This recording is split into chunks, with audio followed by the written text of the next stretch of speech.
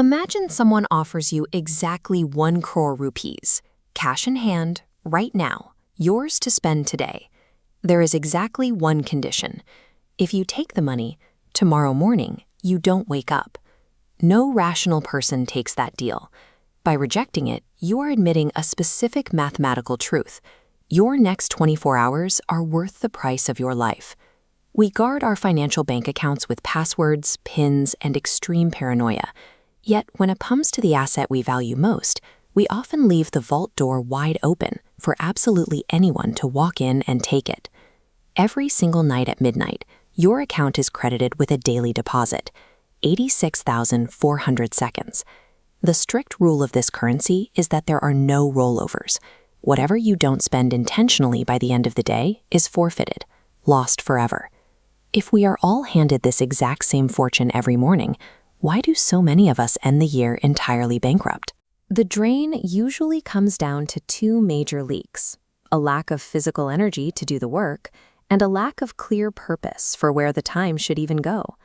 Lacking a concrete plan makes it easier for the mind to default to the path of least resistance. You sit down without a target, and the clock simply bleeds out.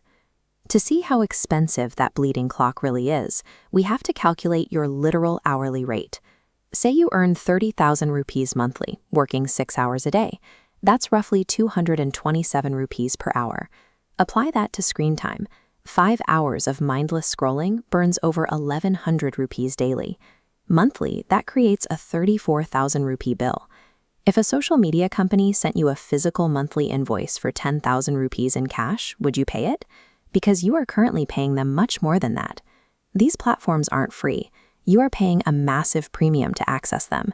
You just happen to be paying in a currency you aren't tracking. This architecture of distraction is an old strategy. When the ancient Roman Empire needed to keep its population passive, they deployed a concept known as bread and circuses. Give the people cheap food and endless entertainment. Today, the Colosseum has been replaced by algorithms and streaming platforms.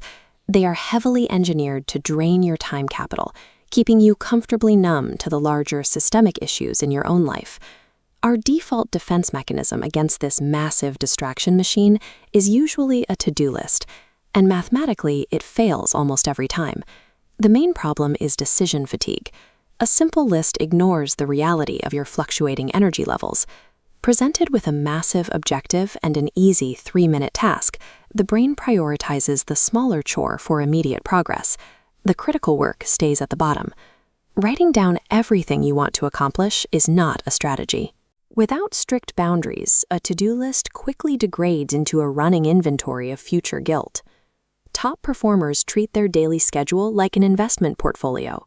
They allocate time with the exact precision a fund manager uses for capital.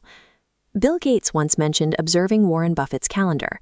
He noted Buffett intentionally structured his days down to the minute, leaving zero room for ambiguity. Managing work requires managing the specific block of time allowed for it. You decide the duration of the task before you begin. Efficiency relies on ruthlessly eliminating the empty spaces where your time goes to die. After studying 100 different productivity frameworks, researchers at Harvard identified time boxing as a highly effective strategy for focus. The mechanic forces commitment. Instead of leaving a task floating on a notepad, you lock it into a rigid, non-negotiable block on your daily calendar.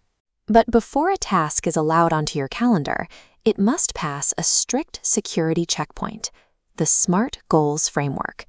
The task must be specific about the action and measurable in its duration. It must be achievable, relevant to your life goals, and strictly time-bound.